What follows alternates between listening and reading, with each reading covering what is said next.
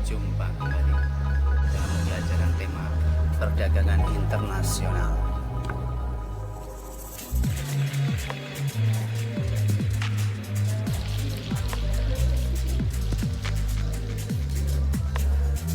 Semoga sehat selalu dalam lindungan Allah Subhanahu wa Ta'ala. Jangan lupa patuhi protokol COVID-19 3M, mencuci tangan, memakai masker, dan menjaga jarak.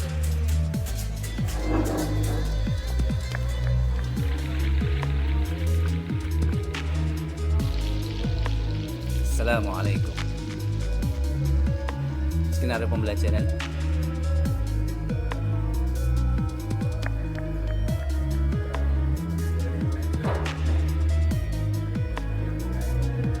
KI-nya, KI 3 dan KI 4 yang kita ambil, ya, bisa dicermati. Coba kita kembali ke skenario pembelajaran.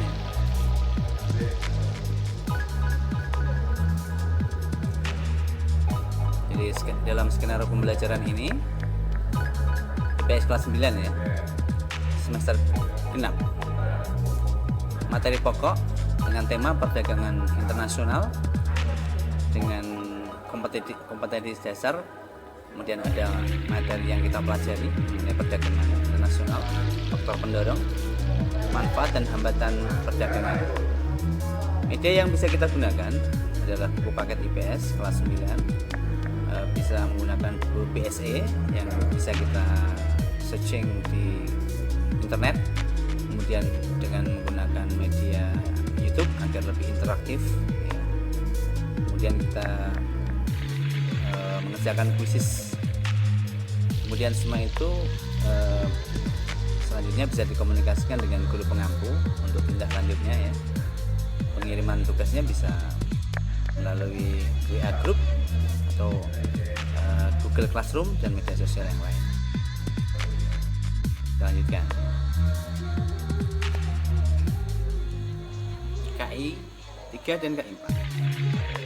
Jadi kita cermati di sini. Memahami dan menerapkan pengetahuan faktual, konseptual, prosedural, dan metakognitif pada tingkat teknis dan spesifik sederhana. Berdasarkan rasa ingin tahunya tentang ilmu pengetahuan, teknologi, seni, budaya dengan wawasan kemanusiaan, kebangsaan, dan kenegaraan terkait fenomena dan kejadian tampak mata. KI 4 menunjukkan keterampilan menalar, mengolah, dan menyaji secara kreatif, produktif, kritis, mandiri, kolaboratif, dan komunikatif dalam ranah konkret dan ranah abstrak sesuai dengan yang dipelajari di sekolah dan sumber lain yang sama dalam sudut pandang teori. Tujuan pembelajaran. Setelah pembelajaran diharapkan peserta didik mampu 1. Menjelaskan pengertian perdagangan internasional, menjelaskan faktor-faktor yang mempengaruhi perdagangan internasional dengan tepat. 3. Menjelaskan manfaat perdagangan internasional. Yang keempat, menjelaskan hambatan-hambatan yang bisa terjadi dalam perdagangan internasional. Lanjut, kompetensi dasar 3.3, menganalisis ketergantungan antar ruang dilihat dari konsep ekonomi, produksi, distribusi, konsumsi, harga pasar dan pengaruhnya terhadap migrasi penduduk, transportasi, lembaga sosial dan ekonomi, pekerjaan, pendidikan, dan kesejahteraan masyarakat. 3.4 menyajikan hasil analisis tentang ketergantungan antar ruang dilihat dari konsep ekonomi, produksi, distribusi, konsumsi, harga pasar, dan pengaruhnya terhadap migrasi penduduk, transportasi, lembaga sosial dan ekonomi, pekerjaan, pendidikan, dan kesejahteraan masyarakat. Lanjut. Ya, ini materi-materi yang perlu kita kaji dalam kesempatan kita kali ini mengenai pengertian perdagangan internasional, faktor pendorong, manfaat, dan hambatan. Media pembelajaran tadi sudah saya sebutkan, buku paket IPS kelas 9, baik yang tercetak maupun yang masih PSE di internet ya, dengan googling, searching. Kemudian YouTube seperti yang sedang kita cermati ini, dengan harapan interaktif, komunikatif, menarik dan mengesankan. Kemudian yang ketiga, ini tentunya tindak lanjut penguatan materi, pelatihan mengerjakan tugas-tugas bisa kita komunikasikan dengan guru pengampu pendamping masing-masing melalui WA Group atau Google Classroom atau Microsoft Teams.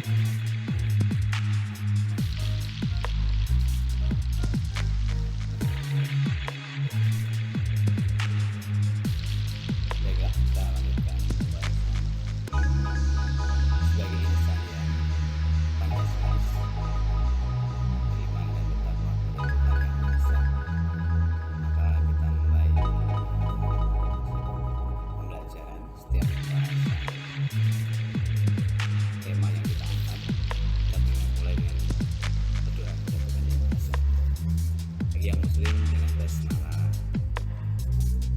yang non muslim silakan menyesuaikan. Mari saya hentarkan Bismillahirrahmanirrahim.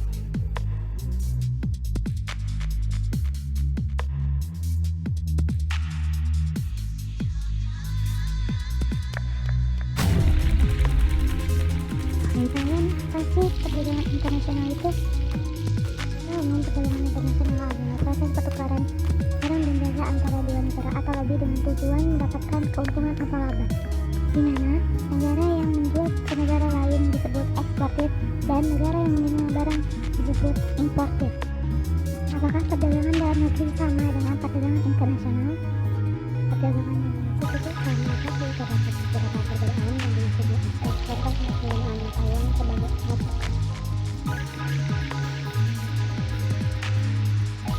Kalau dilihat dari segi wilayah, perdagangan internasional dilakukan dengan antar negara, sedangkan perdagangan dalam negeri dilakukan masih dalam satu negara. Selanjutnya dari interaksinya, perdagangan internasional penjual dan pembelinya tidak bertemu secara langsung, tapi perdagangan dalam negeri penjual dan pembelinya bertemu secara langsung untuk melakukan kegiatan perdagangan.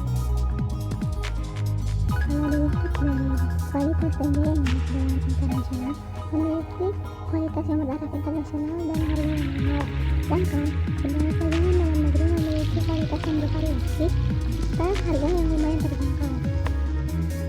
Faktor apa saja sih yang mempengaruhi perdagangan internasional? Pertama, perbedaan sumber daya alam tiap negara. Kedua, perbedaan tingkat kualitas SDM dan juga iptek. Ketiga, perbedaan budaya. Keempat, perbedaan lain yang mempengaruhi, contohnya seperti harga, biaya produksi, selera, dan sebagainya. Manfaat terjadinya perdagangan internasional yaitu pertama, persahabatan antar negara. Kedua, pemenuhan barang dan jasa.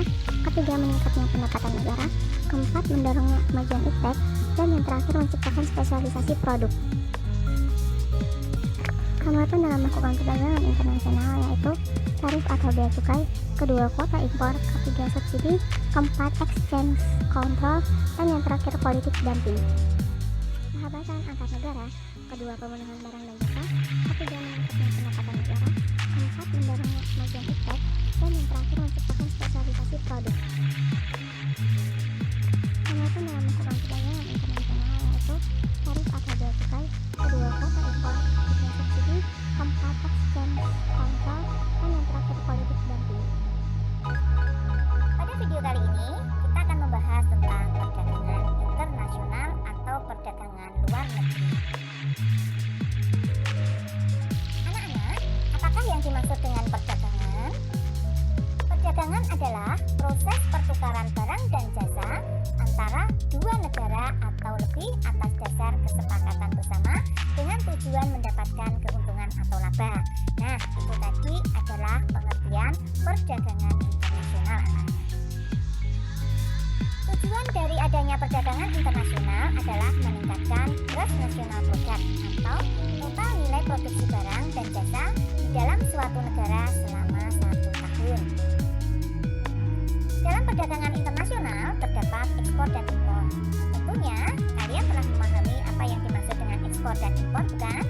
Ya, ekspor adalah kegiatan menjual barang ke luar negeri, sedangkan impor adalah membeli barang dan jasa dari luar negeri. Oke, kita lanjutkan lagi anak-anak. Apakah persamaan perdagangan dalam negeri dan internasional? Yang pertama, sama-sama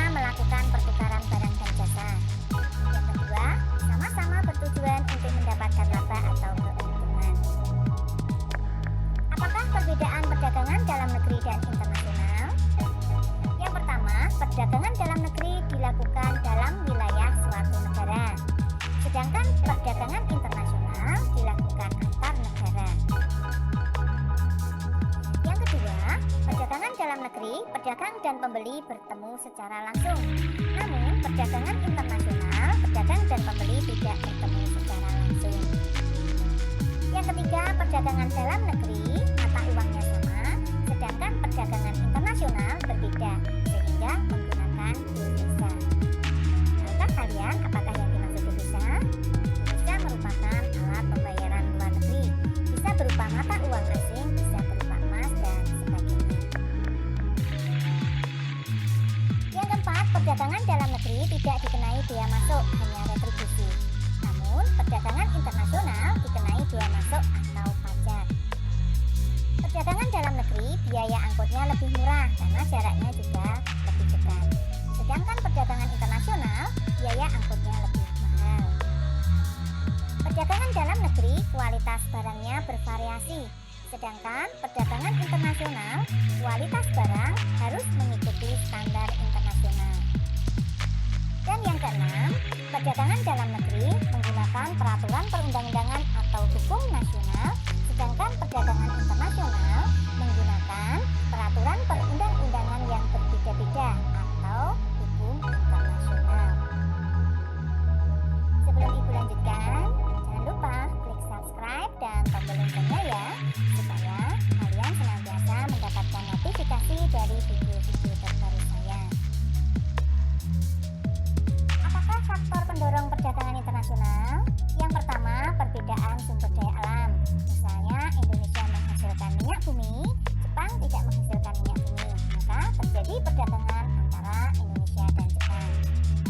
Yang kedua, perbedaan kualitas sumber daya manusia.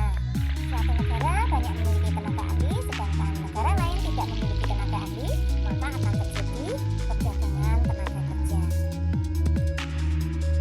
Yang ketiga, perbedaan ilmu pengetahuan dan teknologi. Misalnya, Indonesia belum mampu membuat traktor, maka Indonesia membeli traktor dari negara lain. Yang keempat, perbedaan budaya suatu bangsa. Sebagai contoh, Cina menghasilkan tani, sedangkan Jepara menghasilkan ukir-ukiran, sehingga perbedaan ini akan menimbulkan terjadinya kerjasama. Yang kelima, perbedaan selera. Misalnya, orang Eropa makan burger, daging, dan gandum, sedangkan orang Indonesia makan nasi. Perbedaan ini akan menimbulkan kerjasama karena pada dasarnya setiap orang berusaha ingin tahu kuliner dari negara lain. Yang keenam, perbedaan iklim. Sebagai contoh, Indonesia beriklim tropis maka menghasilkan rempah-rempah, sedangkan Eropa beriklim sedang maka menghasilkan gandum, sehingga terjadi perdagangan antara Indonesia dan Eropa. Yang ketujuh, terjadinya globalisasi. Dengan semakin berkembangnya internet, maka akan memperpendek jarak antar negara atau batas-batas negara itu semakin menipis anak-anak karena dapat terjangkau dengan adanya internet. Mari kita bahas tentang manfaat perdagangan internasional. Yang pertama, setiap negara dapat memenuhi kebutuhan barang dan jasa. Yang kedua, setiap negara dapat menciptakan spesialisasi produknya yang berbeda dengan negara lain. Yang ketiga, meningkatnya hubungan persahabatan antar negara. Yang keempat, meningkatnya pendapatan negara melalui perolehan devisa. Yang kelima, mendorong kemajuan ilmu pengetahuan dan teknologi. Yang keenam, dapat memperluas lapangan pekerjaan. Yang ketujuh, menciptakan kestabilan harga karena adanya aturan-aturan yang mengatur perdagangan tersebut. Bagaimana hambatan perdagangan internasional? Yang pertama adalah kebijakan proteksi, artinya melindungi produksi dan produsen di dalam negeri. Bentuknya macam-macam namanya. Yang pertama ada tarif, yaitu penetapan tarif tertentu terhadap barang-barang impor. Yang kedua, kuota. Kuota ini artinya penetapan batas atau jumlah ya, untuk impor barang.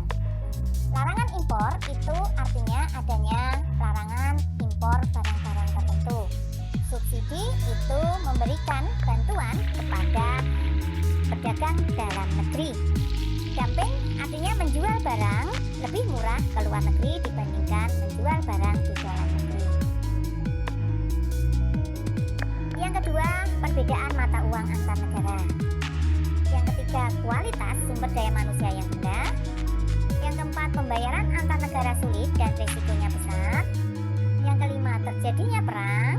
Yang keenam, adanya organisasi-organisasi ekonomi regional seperti APEC, EE, ASEAN, dan sebagainya. Bagaimana dampak perdagangan internasional? Kita lihat dari dampak positifnya. Yang pertama, mempererat persahabatan antar bangsa, menambah kemakmuran negara, menambah kesempatan kerja, mendorong kemajuan ilmu pengetahuan dan teknologi, sumber pemasukan kas negara, menciptakan efisiensi dan spesialisasi, serta memungkinkan konsumsi yang lebih luas pada penduduk suatu negara. Sedangkan dampak negatif dari perdagangan antara lain, yang pertama, ketergantungan terhadap negara lain. Yang kedua, adanya persaingan tidak sehat. Yang ketiga, banyak industri kecil yang tidak mampu bersaing sehingga gulung tikar. Yang keempat, pola konsumsi masyarakat meniru pola konsumsi negara maju. Kelima, terjadinya kekurangan tabungan masyarakat untuk investasi. Yang keenam, timbulnya penjajahan ekonomi oleh negara maju. Dan yang ketujuh, timbulnya eksploitasi sumber daya manusia dan sumber daya alam. Nah, bagaimana anak-anak? Tentunya kalian sudah memahami, bukan? Untuk melakukan feedback terhadap apa yang sudah kalian pelajari, silahkan kalian kerjakan kuis berikut ini.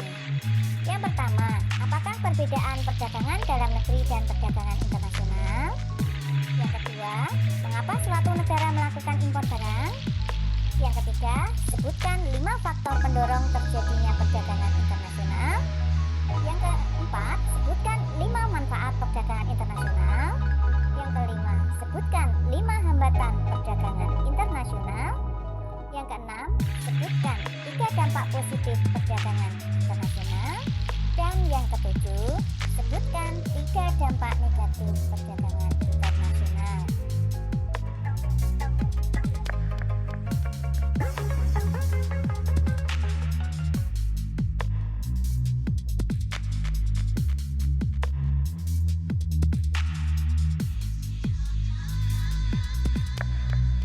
Halo, assalamualaikum warahmatullahi wabarakatuh. Selamat pagi adik semuanya, salam sejahtera untuk kita semuanya. Bertemu kembali dengan channel Mengerti Ekonomi. Kali ini kita melanjutkan materi perdagangan internasional untuk bagian keempat, yaitu tentang kebijakan perdagangan internasional. Sebelum saya mulai, saya mengucapkan terima kasih kepada adik semuanya yang telah mensupport channel ini, sehingga channel ini ada bisa akses sampai dengan sekarang. Kita lanjut di materi kebijakan perdagangan internasional untuk berita terlebih dahulu ya. Judulnya revisi larangan ekspor benih lobster ditentang sushi didukung Luhut. Ini saya ambil dari kompas.com tanggal 16 Desember tahun 2019. Polemik kebijakan larangan ekspor benih lobster. Menteri Perikanan yang dahulu, Bu Susi Pujiastuti, sempat membuat kebijakan yang dituangkan di dalam peraturan menteri tentang larangan ekspor benih lobster.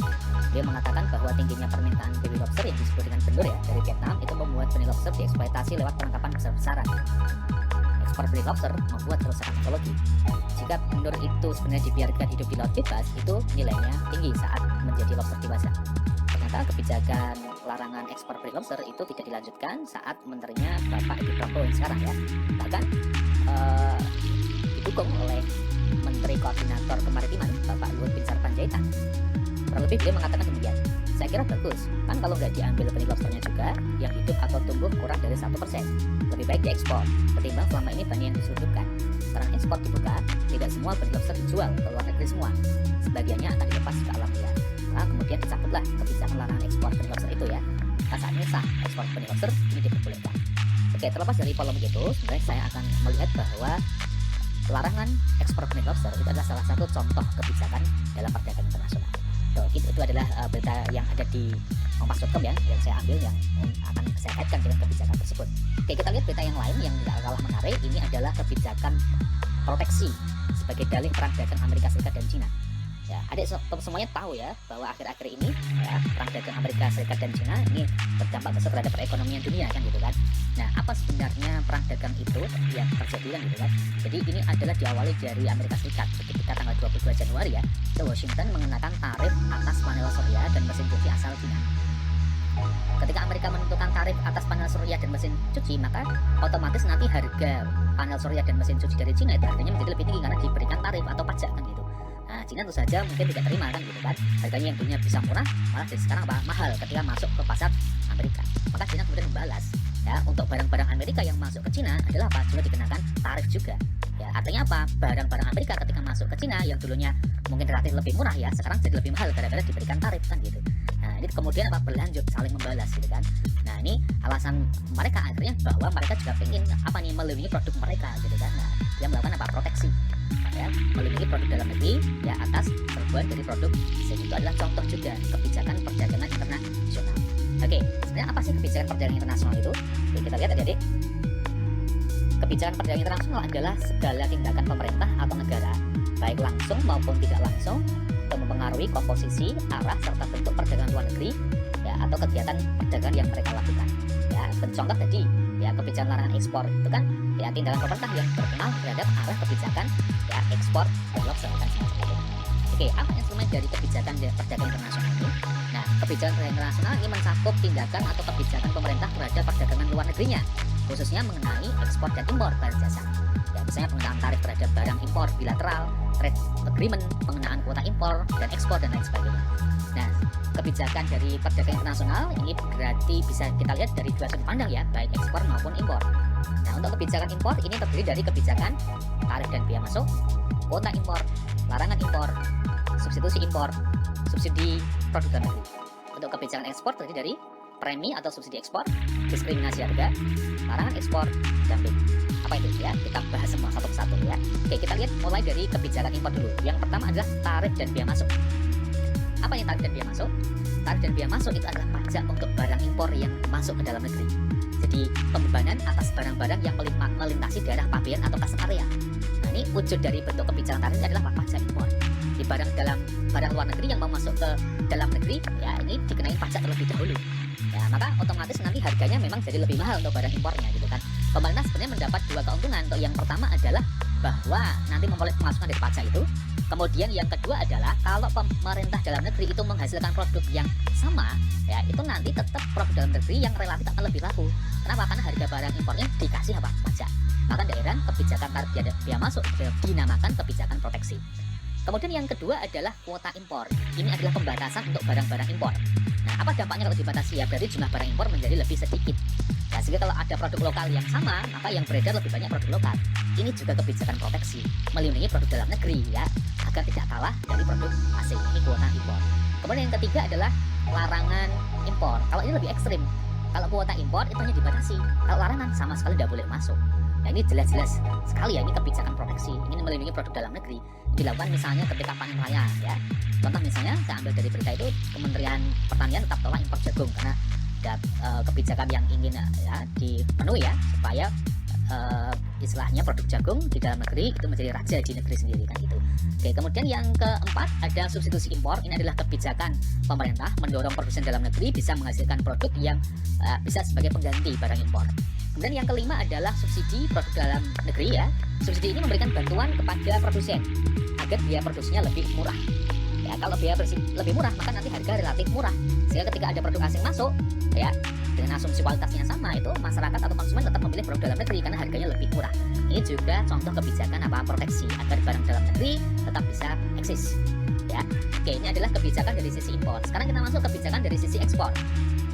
Yang pertama adalah premi. Premi ini juga seperti subsidi juga, tapi khusus kepada produsen yang akan melakukan ekspor ya. Yaitu pemberian subsidi antara lain berupa bantuan biaya produksi serta pembebasan pajak dan fasilitas lain dengan tujuan agar barang ekspor memiliki daya saing di luar negeri. Kemudian yang kedua ada diskriminasi harga. Ini adalah penetapan harga yang berbeda untuk suatu negara dengan negara lainnya. Ya, diskriminasi harga ini sebenarnya adalah kesempatan negara yang membuat kebijakan tersebut ya, itu adalah ingin memperoleh keuntungan yang lebih. Ya, karena apa? Memanfaatkan daya beli konsumen tiap negara yang berbeda-beda. Maka negara bisa melakukan kebijakan diskriminasi harga. Yang ketiga, larangan ekspor. Nah, ini sudah jelas contohnya tadi ya, bahwa kebijakan atas negara ya yang dilakukan oleh negara untuk melarang ya ekspor barang tertentu. Kemudian yang dumping. Nah, dumping adalah kebijakan yang diambil oleh pemerintah ya dengan menetapkan harga barang ekspor atau harga barang di luar negeri lebih murah dari harga di dalam negeri. Kebijakan dumping ini adalah kebijakan dalam rangka untuk menguasai pasar sebenarnya ya. Dengan kebijakan dumping ini maka harga barang di luar negeri harganya relatif lebih murah ya. Ini nanti harapannya memang nanti ya produk tersebut akan menjadi ya terkenal, kemudian banyak negara yang masyarakat atau konsumennya tetap membeli barang-barang dari negara yang menetapkan kebijakan dumping. Nah, bagi negara yang mengimpor barang-barang dari negara yang membuat keputusan dumping, itu nanti memang harus berhadapan dengan barang-barang yang ternyata harganya lebih murah gitu kan. Maka kalau ada produk yang sama ya mungkin dia rugi ya gitu. Dalam pembelajaran tema perdagangan internasional.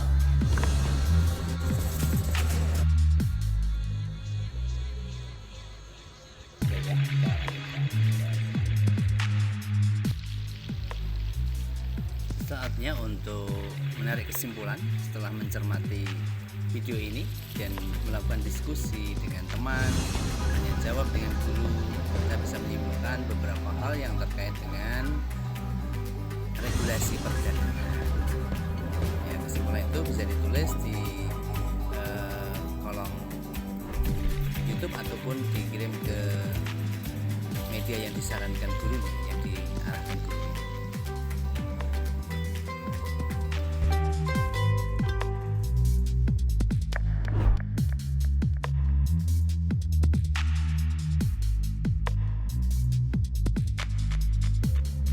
Sebagai insan yang Pancasilais,